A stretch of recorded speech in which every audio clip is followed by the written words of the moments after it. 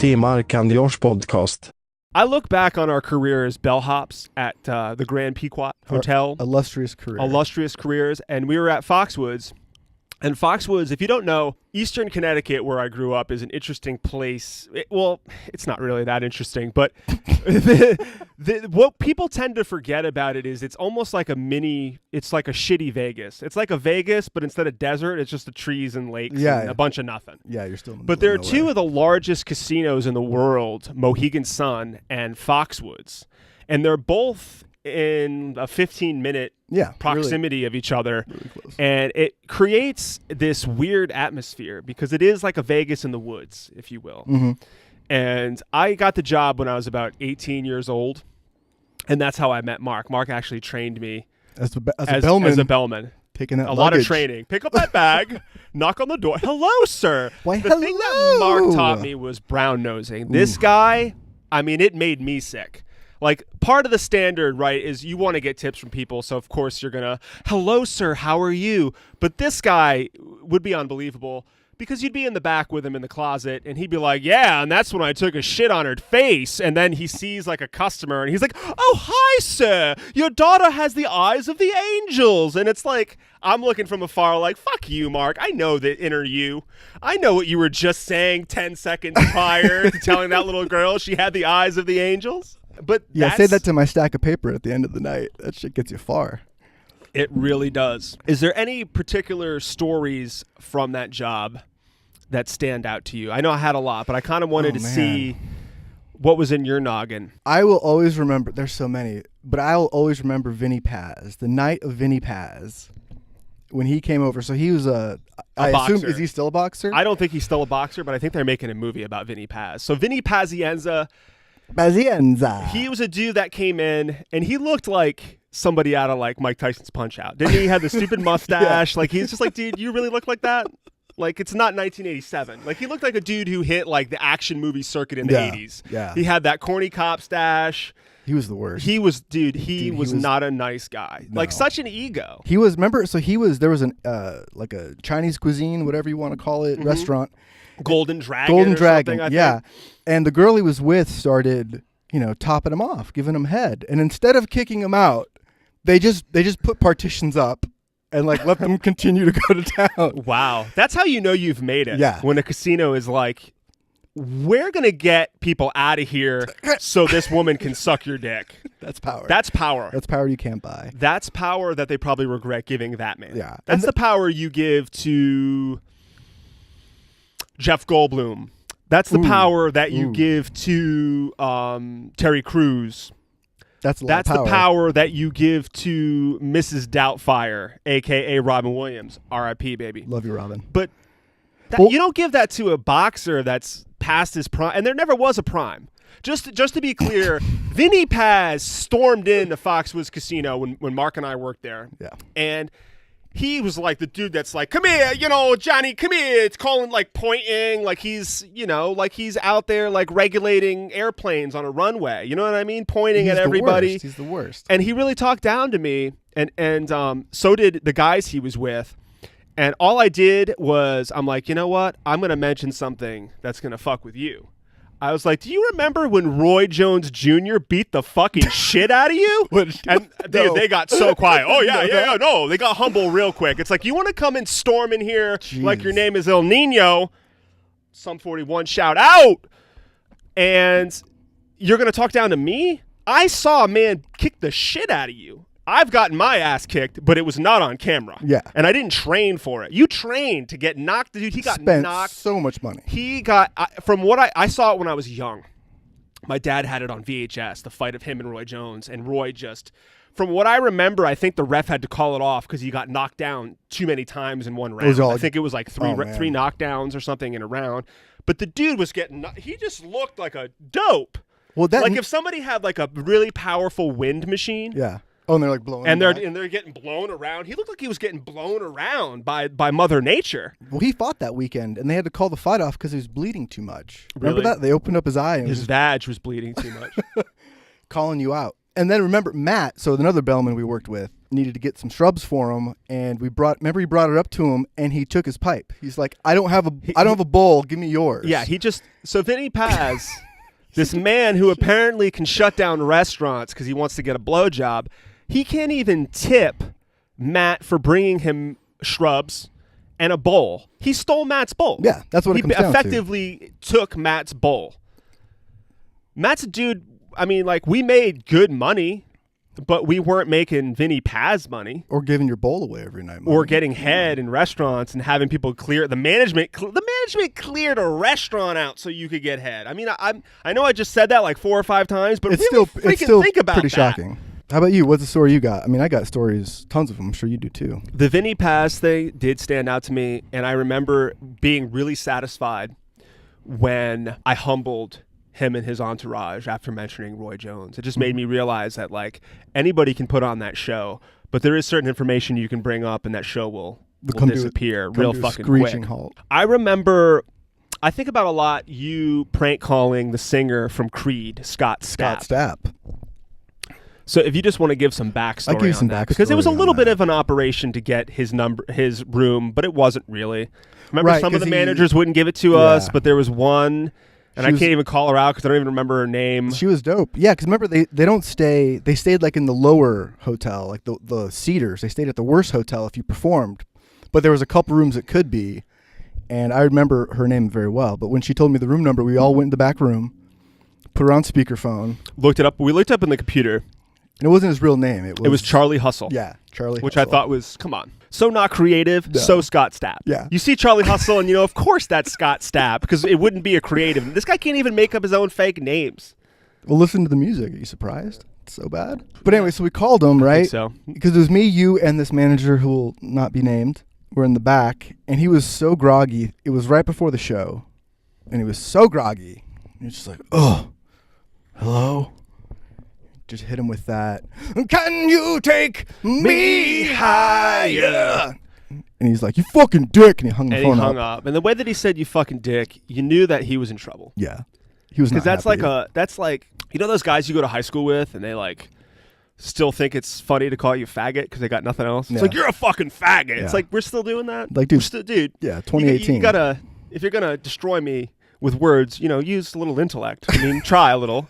Calling me but that's Scott Stapp in a nutshell. Yeah. The guy like probably wears a football helmet when he watches football, and like it basically calls you a faggot if you don't like Metallica. You don't like Metallica? It's like, no, dude, I don't like Saint Anger. It's like, you're a fucking faggot if you don't like Saint Anger. Yeah, it's like, dude, come on, you can't be saying. And by the way, Scott Stapp's favorite Metallica album is Saint Anger. Oh yeah, absolutely. Favorite song by Metallica? Saint Anger. Saint Anger. Well, isn't he like mentally ill now? Didn't he like kind of lose it there and did a GoFundMe for like a new album? I don't really give a shit if he lost it. He disrespected us over the phone. We're just prank calling you, bro. Yeah. And a positive thing, we're reinforcing your hit song. That's it.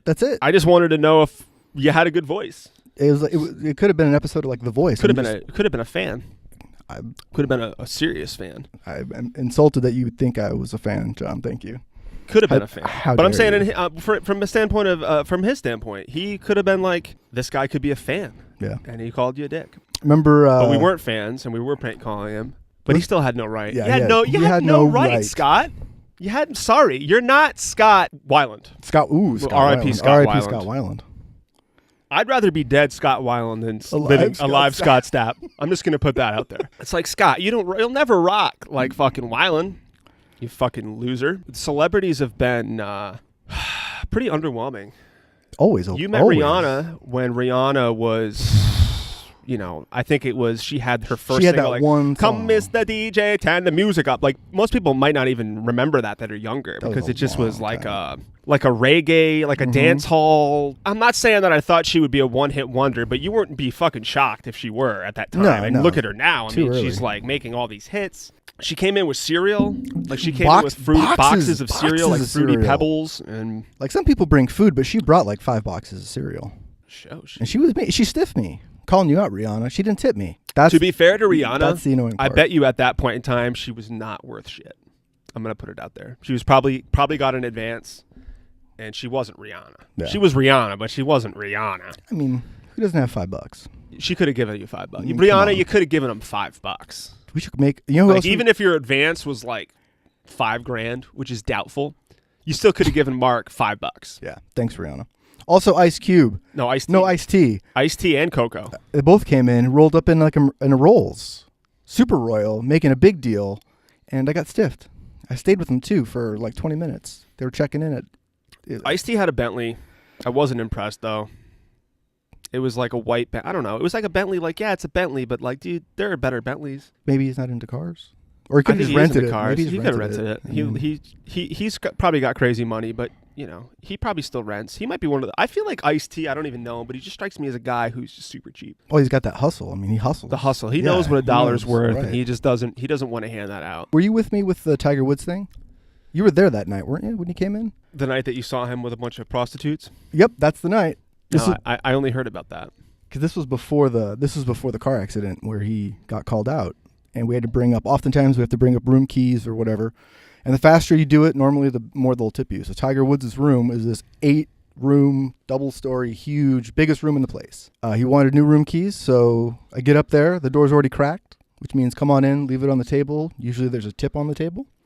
So I just kind of, go in there, put the keys down, and just to my right, 20 feet, Tiger Woods is on the couch, and this, I assume it was an escort. She's doing a handstand, both legs on his shoulders, one here, and he's eating. He's out to lunch. Out to lunch. They say there's no such thing as a free lunch.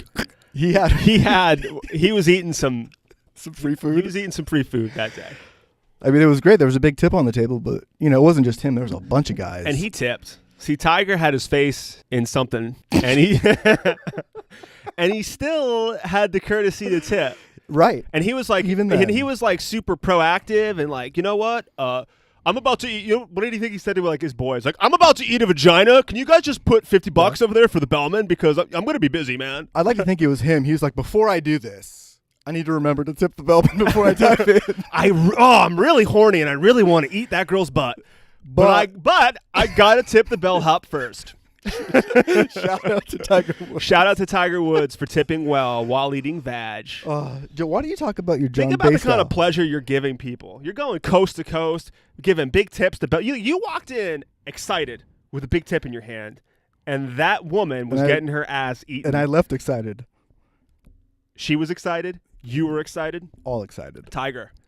There can't be enough shout-outs for you, man. Dude, you truly are. I'm not saying that what you did to your wife was right, but I'm not saying it was wrong either. But I mean it wasn't right. It wasn't right. I just don't want to. I don't want to come across as a dick to Tiger, because you're gonna watch this eventually, and you're gonna be like, but I remember that. He I remember that dude. Dude, he tips. This is he looked at you. He winked at you when he was eating that girl's butt. He was like, "Yeah, enjoy that 50." And then I looked down and she winked at me too. I think it was like they planned it. They're like, give him an okay. Maybe it was her. She tipped me. Dude, she knows the tips. Maybe she was getting eaten by Tiger, and she was like, "No, Tiger, in the did middle. you tip the bellman?" Ooh. In the middle, she's like, "No, I feel you. You're pulsating in your pants. Don't get too excited. Go over to the table, leave the bellman a tip." It's part of the ritual. Wow. Dude, shout out. Forget Tiger. You lose your shout out. Shout out to the stripper whose butt you were eating. Whoever you may be. Cheers. You have a place at the dinner table. Why are we bringing her for dinner? You know why. Tiger knows why you bring her for dinner. Let's move on to a different celebrity now. We talked about Tiger. John Basedow. Rihanna. John Basedow. I don't think anybody's going to know who the hell John Basedow is. Fitness Made Simple. Come on. So there's a guy, Fitness Made Simple. He's a fucking Fitness Made Simple guy. He made these exercise videos, and they all look like they're from 1977. But they're not. Like I think they're not though. No, but they have a very retro feel. Yeah. And the guy looks retro. He's like really like who, you know what I mean? It's He the looks haircut. like an extra in Perfect Strangers. And like somebody that you would see on the USA Network in like 1980s, late 80s. Yeah. Or late 70s. He's 70s, 80s realm. He died. He should have died out with Heavy D and the Boys. Yeah. And he somehow is still kicking around. So anyway, he did exercise videos, and he came to the hotel, and they had to comp him like he needed to like use a ferry, I think, to get home. I think he was taking a Long Island ferry or something. Yeah, that's right. And he didn't have enough money apparently. And I just thought that was interesting because I would have assumed like this guy was on TV. This guy was like a lot. Like if you want to like gauge someone's success in the world by how often on TV they are, like this dude's almost the president of the United States. Like this dude was like Comedy Central from like 1 a.m. to like 8 a.m. Yeah. Like when like even let's like from sundown to sunup. Like when you hear the first bird, he's off the screen. He just disappears. But that whole cocaine fueled 1 o'clock to 6 a.m. like dude, he was there. He was alive and well on your TV screen. So he came in and kind of arrogant, kind of cocky. I can't remember. His arms were small. He was tall. He wasn't as big. He wasn't as muscular, but he was fucking tall. He was like 6'4". Like, you know, he had a fit body. I wouldn't say that he had a body that I would be like, damn, look at that body. I need to get that. I need to buy a video to get that. But, you know, you look probably better than I do. So, but I don't really know if that's saying too much, John. So John came in. The things that I remember about John, he came in wielding a apple inside a Subway bag, the Subway sandwich bag. Yeah. So he came in like with like a little sack, like swinging it over his shoulder. And I'm like, what does this guy have? Like, you know, I'm like, it's John Basedow. This guy's going to have like Versace bags and all kinds of shit. Subway bag. He's just got an apple inside a Subway bag. Which means he chose the apple instead of the chips. Healthy choice. But he still ate Subway, which I'm not going to say is bad, but it's like, dude, you're fucking John Basedow. Yeah. You shouldn't be eating Subway. So many carbs. But I think honestly, maybe the apple was like a license type, like a show, like showing out to the world. Like if he gets spotted, because then he looks like a real hell. Like I saw John, and dude, he had an apple in a Subway bag. He's dedicated. He's dedicated to his craft of selling exercise videos. He's dedicated to doing sit-ups for 20 minutes on a DVD. Well, didn't you follow him then, like on Twitter? But after that, right? I think so. So I think I asked John for like an autograph or a picture or something, and he denied me. He didn't give me it. I think and I was like, I wasn't being a dick about it. I'm like, yo, can I get a photo? And he was like, he fucking he threw shade my way. Fast forward a couple years later, I see that John has a profile on Facebook. So I add him as a friend and. Updates. He accepted. Yeah. Super surprised. So thrilled, elated. I would watch him over time check in to various places. Like say he'd like check into a bar like in California or wherever. I don't remember the particular state, but some particular bar he would check into.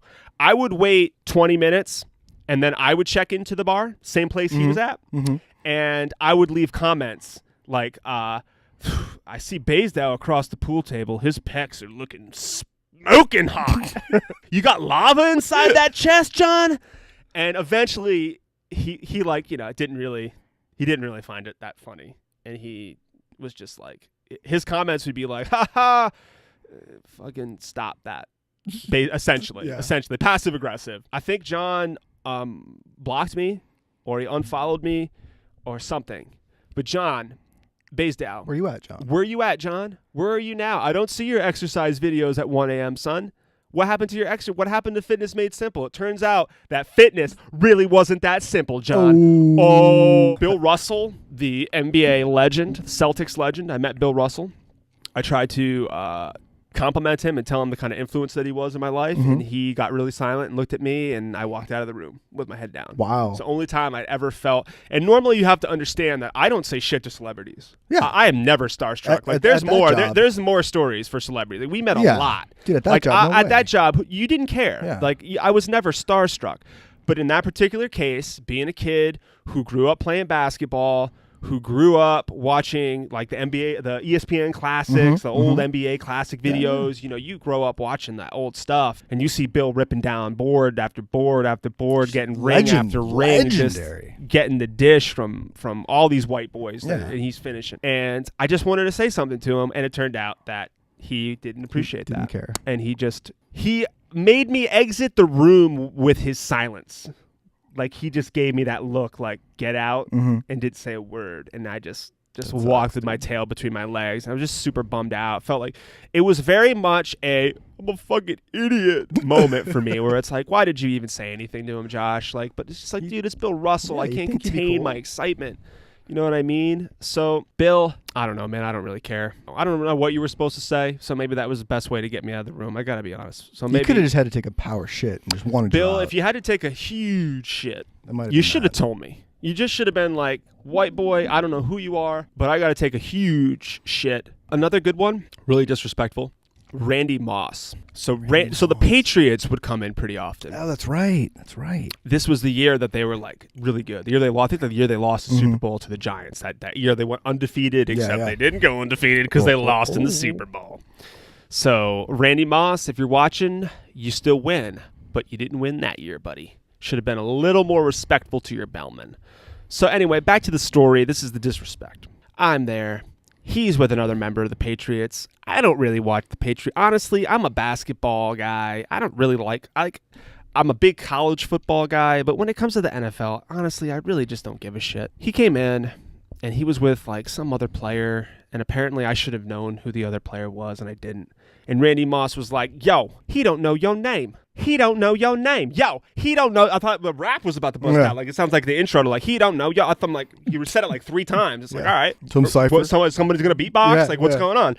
And, you know, he's just like, I can't believe you don't know this man's name. You don't know this man's name?